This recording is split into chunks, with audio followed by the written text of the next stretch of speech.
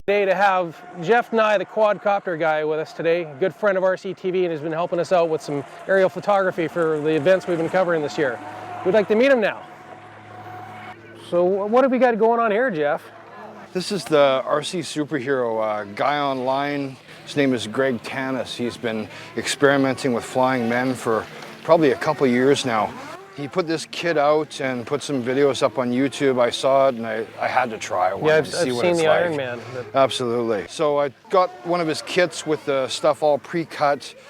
Once we got it flying, I took a little bit of wiring and some more Hobby King lights and did a Green Lantern logo on his chest. So it flies a lot like a Super Cub. I find that amazing that this flies like a Super Cub. It flies very much like a Super Cub.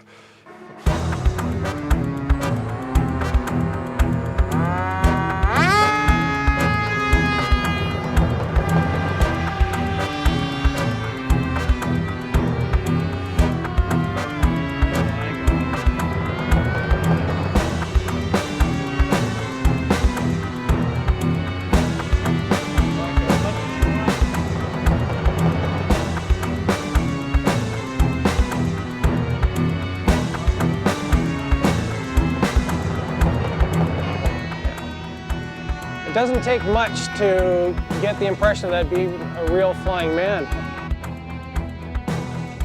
It's very 3D-ish. You'd almost swear you're looking at the real thing from the right angle.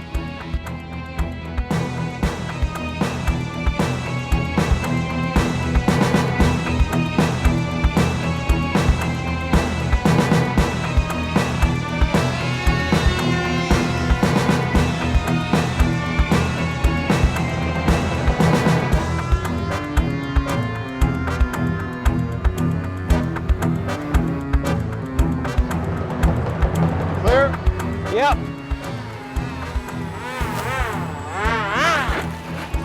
And there he is. That is so cool. I'm going to build one, I think, myself. We'd like to thank Jeff Nye, the quadcopter guy, for being out today and showing us all the cool stuff. And we can't wait to see what he's going to bring out next year.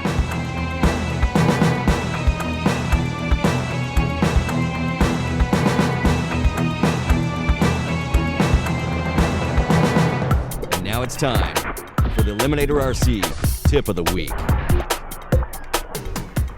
Hi, I'm Ryan from Eliminator RC. This week's tech tip is going to be keeping your waterproof ready to run. Most cars nowadays are starting to come out waterproof, which is nice with our Canadian winters, so you can go out and have some fun in the cold. The downfall is they don't explain to you what you have to do to keep it up. Most of the times, water and the salt that they put on the streets will hurt stuff. However, they've taken some precautions to prevent the electronics from being hurt from that. The motor, however, is still open. It needs to be protected.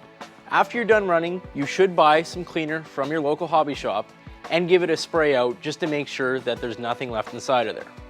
Simply stick it into the hole and give it a squirt.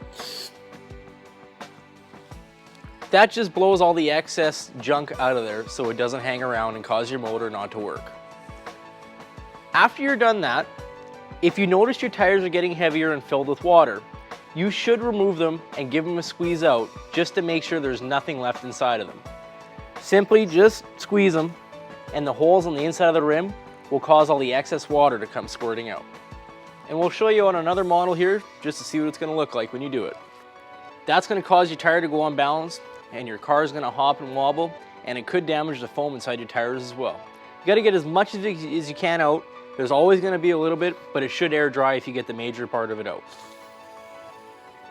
Now that you've cleaned your motor out and you squeezed your tires out, it's a good idea to buy yourself a bearing and bushing oiler and just go over all the bushings in the truck so they don't get corroded. On the back of the motor, put a little drop and let it soak in as you turn the tires, and you'll have to take the tires off, which you should do to squeeze them out anyways. To get access to the bushings and the wheel hubs, you'll have to take the hex off, and you should be able to sneak the needle behind the shim. Just put a little drop and let it soak in. To get to the back one, you will have to take the knuckle, angle it a little bit forward by taking the upper link off, and squirt some in the back. then you can go ahead and put it back together. Do this to all 4 of the wheels in the truck, and also do the front bushing on the motor, which you'll have to take the gear cover off to get to. It is also very important that after every couple runs, you double check all the screws on the entire truck, because while it's driving, it's vibrating and they could come loose, and you could lose a couple. Simply go over them, don't over tighten them, just make sure they're all snug. After you're done that, you should be off and ready to go to the races. I'm Ryan from Eliminator RC, and that's your tech tip for the week.